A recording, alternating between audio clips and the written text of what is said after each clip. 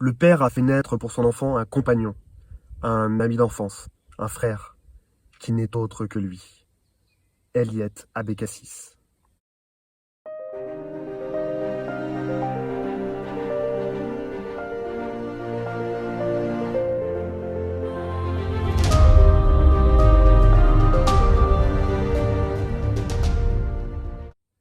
Le test est positif. Après plusieurs tentatives, point désagréable, ça y est, une transformation s'opère. On regarde de loin sa femme avec beaucoup de curiosité et d'admiration. Les changements s'opèrent chez elle rapidement. Des symptômes pas très agréables. Nausées, dérégulation de l'humeur, bouffées de chaleur, vertige. Mais le bonheur semble prendre le pas sur les effets secondaires. Quand moi, juste un rhume me couche pendant 3 jours. On se sent tout étrange. C'est comme ça que ça se passe? Un moment sous la couette, puis soudain un être vivant qui arrive de nulle part. Pendant les 9 premiers mois, il y a cette évolution où elle ressent petit à petit ce début de fusion, inébranlable, le changement de son corps, une forme de mue comme un ver qui se métamorphose en papillon. Et moi dans tout ça, je suis un peu perdu. Je ressens pas la même chose, je suis même un peu jaloux. La sensation, elle est moins viscérale, peut-être plus intellectuelle. Sans oublier les sempiternelles remarques patriarcales. Ça y est, tu es père, un homme, c'est toi le chef de famille maintenant. Ta femme va te délaisser. Moi? Changer les couches? Jamais, c'est pas intéressant. C'est un être primitif qui pleure, chie et dort. Le porter? Moi? Jamais. Trop fragile, je vais le faire tomber. Arrive l'annonce, toute la famille félicite l'événement. Commencent alors les pronostics du tiercé gagnant. Ce sera une fille, je le sens. Non, ça sera un garçon. Le ventre a cette forme.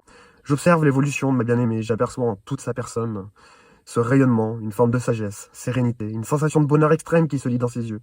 Elle pourrait même porter une auréole, elle est belle, elle rayonne, c'est presque mystique. Le ventre a beau ressembler à un ballon, j'arrive pas à percuter. En revanche, comme je suis plutôt empathique, je découvre aussi que mon ventre grossit également. Mais putain, mais c'est quoi ce bordel? Alors on m'informe qu'il s'agit d'une couvade. Mais décidément, la vie est tellement étrange. Puis on enchaîne les rendez-vous médicaux, les échographies, les paperasses. Et puis ça y est, je le vois. Enfin, j'entends son cœur au travers d'une télévision. Mais bordel, malgré l'émotion qui m'emporte, je sais qu'elle ressent quelque chose d'unique, j'aimerais le ressentir, le partager à l'identique d'elle. Le temps semble durer une éternité, et dans cette éternité, elle semble paradoxalement s'écouler rapidement. Mon amour finit par se tenir les hanches pour marcher. On dirait ces 3 PO qui auraient bouffé trop d'huile de moteur. Elle est chouchoutée par toute la famille, ses amis. Au supermarché, les personnes changent soudainement d'attitude à son égard. Allez-y, madame, passez devant moi. Mais moi, avec mon ventre de couvade, ils se disent Encore un buveur de bière. Qui l'attend ce poivreau?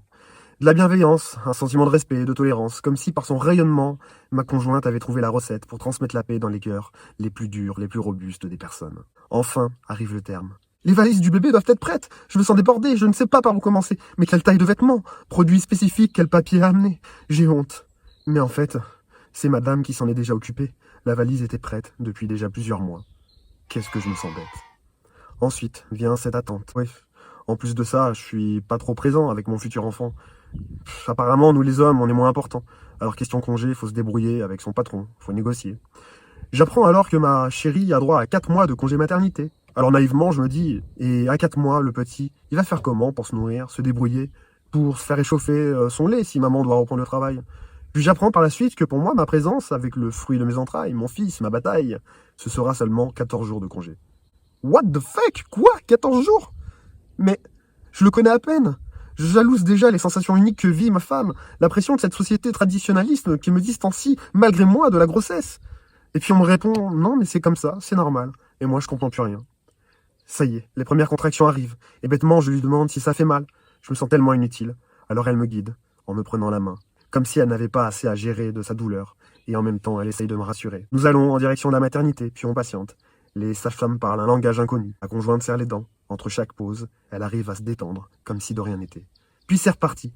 Inconsciemment, je serre mes abdos en même temps, et je me mets à souffler avec elle. La souffrance semble durer une éternité. Alors je lui propose mon aide. Elle me répond, mon chéri, j'ai besoin de rien, juste que tu me tiennes la main. Je gère. Toujours un dialecte très technique, les sages-femmes annoncent qu'il va falloir se préparer. Ensuite, les contractions s'accélèrent, une compétition s'en met lancée. Ma femme souffre, râle, pleure, elle m'attrape la tête en m'arrachant des cheveux au passage. Je l'encourage et puis peu à peu, j'aperçois des cheveux. En même temps, les encouragements du personnel. Allez madame, poussez, puis soufflez. Alors je pousse, je souffle. Ah bah merde, mais je fais quoi? C'est pas moi qui accouche. Puis, cette inconnue sort tel un alien du ventre de sa mère, posée contre elle. Je suis choqué, perdu. Même je pleure, je craque. Vous voulez couper le cordon?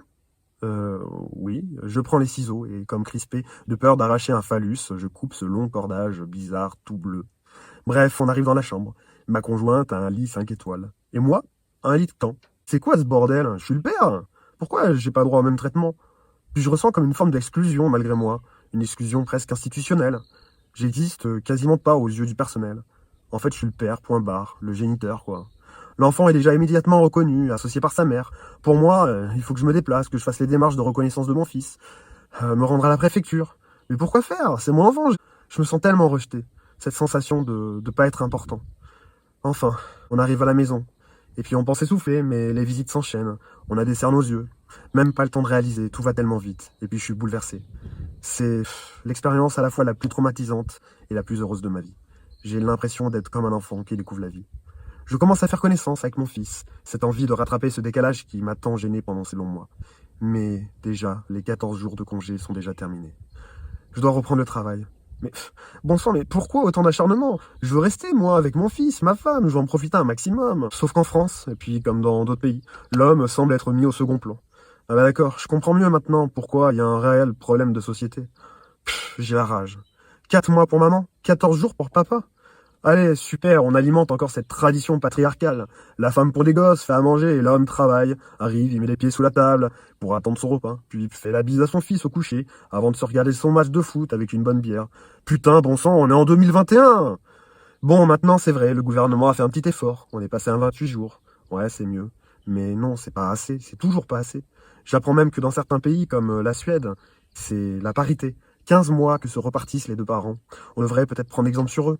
Mais pour les parents du même sexe ou genrés, sont-ils moins reconnus? Ils ont aussi autant d'amour à donner. Et là, j'apprends aussi que sur ce sujet, c'est loin d'être gagné. Je suis tombé peu à peu amoureux de mon fils. Ma femme, elle, l'était déjà bien avant. Je dédie cette vidéo à toutes ces femmes courageuses, fortes, endurantes. Car en fait, nous les hommes, on n'est rien sans vous. Durant des siècles, on vous a bafoué, abusé, exploité. Alors que vous avez tellement plus de force et de dignité que nous. Je vous admire, pas d'une manière pompeuse, je réalise seulement que mon esprit a été conformé par des années de tradition. Je réalise que l'homme dans cette société est au dernier plan, que la parité n'est pas une option, ni le partage des tâches. Mais enfin, c'est un devoir, c'est du bon sens. Bref, nous sommes en 2021, et pourtant, le changement, ce n'est pas pour maintenant. Merci, c'était humain. Prenez soin de vous, et à bientôt pour de prochaines vidéos.